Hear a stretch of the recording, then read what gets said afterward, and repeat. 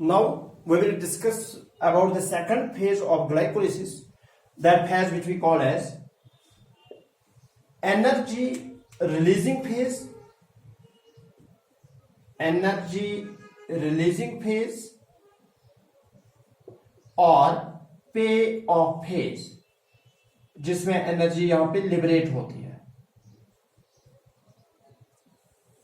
जो हमारे पास अभी 3 कार्बन वाला कंपाउंड बन गया फॉस्फोग्लाइसरल्डिहाइड।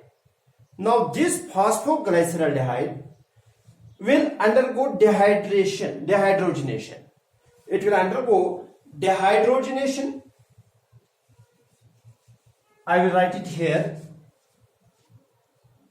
हमारे पास फॉस्फोग्लाइसरल्डिहाइड है, 3 कार्बन वाला कंपाउंड है।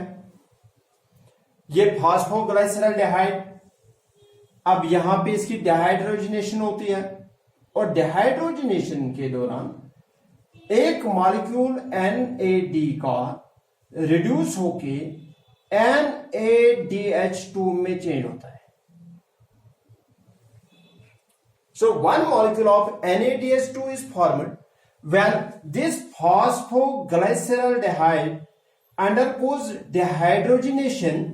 I will write here dehydrogenation,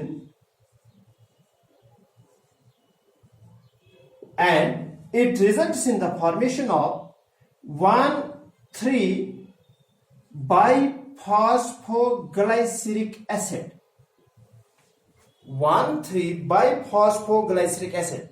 Once again the 3 carbon compound. इसमें भी 3 कार्बन है, और पहला यहां पे हम फॉस्फेट ग्रुप्स 2 देखते हैं। फर्स्ट कार्बन और थर्ड कार्बन पे फॉस्फेट ग्रुप्स है। That is why it is called as one three biphosphoglycerate भी नाम दे सकते हैं, ग्लाइसरिक एसिड भी नाम दे सकते हैं। और इसमें जो एंजाइम यहां पे यूज होता है that is called as glycerol phosphate dehydrogenase. I will write phosphoglycerol dehydrogenase, phosphoglycerol dehydrogenase. After this, the 3 carbon compound, that is 1,3-biphosphoglycerate, will change into 3-phosphoglyceric acid. यहां पे डिफॉस्फोराइलेशन होती है। एक ADP मॉलिक्यूल यहां पे चेंज होता है ATP में, क्योंकि एक फॉस्फेट ग्रुप यहां से बाइफॉस्फोग्लाइसरिक एसिड से निकल के ADP के साथ कंबाइन होता है और ये बनाता है ATP, और मॉलिक्यूल यहां पे होता है 3-phosphoglyceric acid, 3-phosphoglyceric acid. And the enzyme here that is involved is known as phosphoglycerate kinase.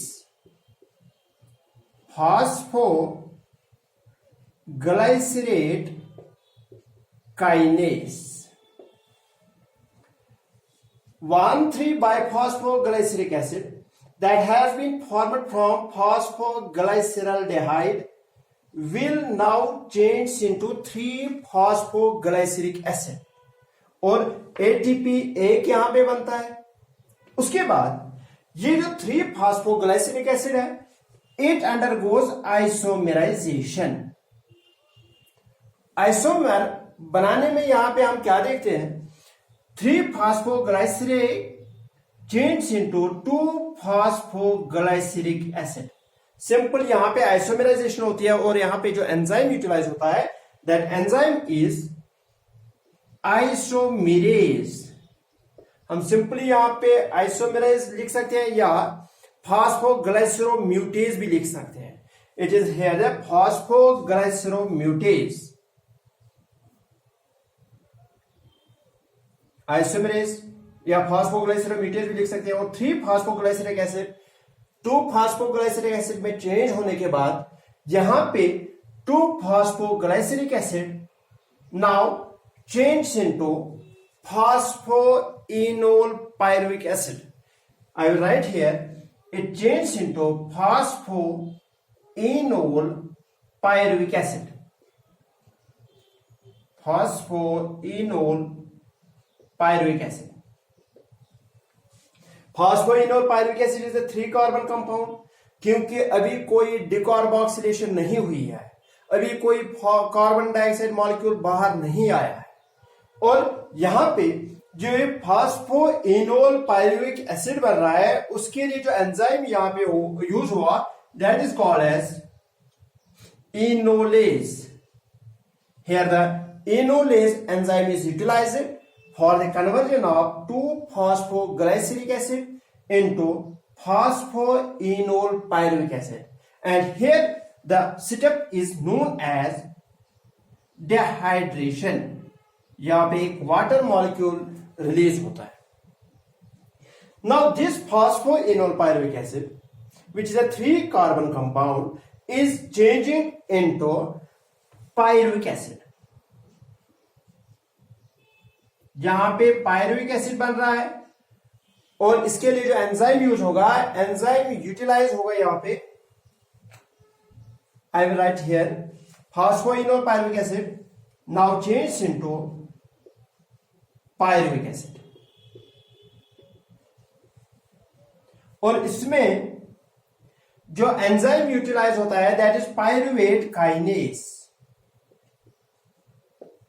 Pyruvate kinase यहां पे याद रखना है, जब फॉस्फोइनोल पायरुविक एसिड चेंज होता है किसमें, पायरुविक एसिड में, यहां पे एक और एटीपी फॉर्मेशन होती है. एडीपी से एक और एटीपी बनता है. रिमेंबर, ये हम एक फॉस्फोग्लाइसराइड मॉलिक्यूल का लेते हैं एनर्जी रिलीजिंग फेज. जब हमारे पास दूसरा मॉलिक्यूल है dihydroxy acetone phosphate, this will follow the same path, क्योंकि यहां पे फॉस्फोट्रायोज आइसोमेरेज इसको भी कन्वर्ट करता है फॉस्फोग्लाइसराइड में, और यहां पे प्रोसेस सेम ऐसे ही रहेगी. फॉस्फोग्लाइसराइड will change into 1,3-biphosphoglyceric acid. एक NAD पॉजिटिव रिड्यूस होके NADH2 बनाता है, और उसके बाद 1,3-biphosphoglyceric एसिड चेंज होता है 3-phosphoglyceric एसिड में. यहां पे इसको हम नाम देते हैं substrate level ATP formation, direct ATP formation. 3-phosphoglyceric acid, once again the 3 carbon compound change into 2-phosphoglyceric acid by means of the enzyme triose phosphate mutase भी नाम दे सकते हैं, आइसोमेरेज एंजाइम आइसोमेराइजेशन होती है. 2-phosphoglyceric acid अब यहां पे change होता है फॉस्फोइनोल पायरुविक एसिड में through the process of dehydration. यहां पे वाटर मॉलिक्यूल रिलीज होता है, और एंजाइम जो यूटिलाइज होता है that is called as enolase. उसके बाद this 3-phosphoenol pyruvic acid, which is a 3 carbon compound, changes into pyruvic acid. So end product of glycolysis is pyruvic acid. यहां पे भी second substrate level ATP formation होती है, दूसरा ATP बनता है. तो यहां पे मैं बताऊंगा एक फॉस्फोग्लाइसराइड मॉलिक्यूल से कितने एटीपी जनरेट हो गए, यहां पे एक, यहां पे एक, 2 एटीपी जनरेट हो गए. NADH2 कितने जनरेट हो गए, एक NADH2 जनरेट हो गया. जब दूसरा मॉलिक्यूल आएगा सेम प्रोसेस, तो यहां पे एक और NADH2 बनेगा, एक और एटीपी बनेगा, एक और एटीपी बनेगा. Now we will discuss about the energy budget of the glycolysis. बहुत इंपॉर्टेंट है फॉर नीट पर्पज, बहुत ज्यादा इंपॉर्टेंट है. Remember now we'll talk about the energy budget of glycolysis.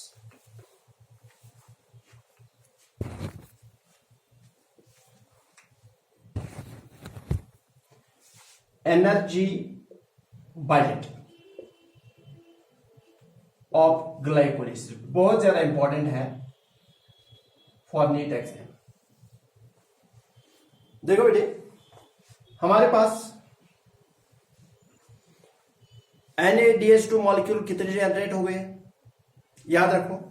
NADH2 जहां पे एक जनरेट हुआ था, जब एक फॉस्फोग्लाइसराइड मॉलिक्यूल चेंज हो गया 1,3 बाइफॉस्फोग्लाइसरिक एसिड में. 1 NADH2 has been released.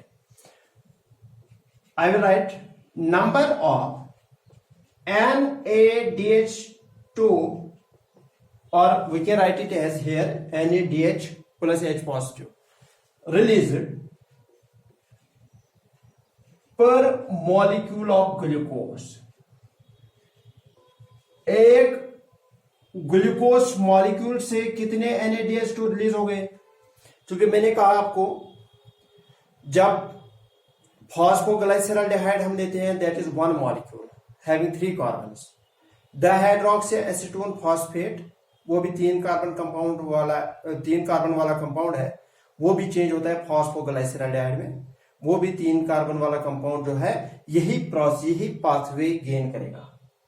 ठीक, तो एक यहां पे निकला जब फॉस्फोग्लाइसरल्डिहाइड डायरेक्ट यहां पे चेंज हो गया 1,3 बाइफॉस्फोग्लाइसरिक.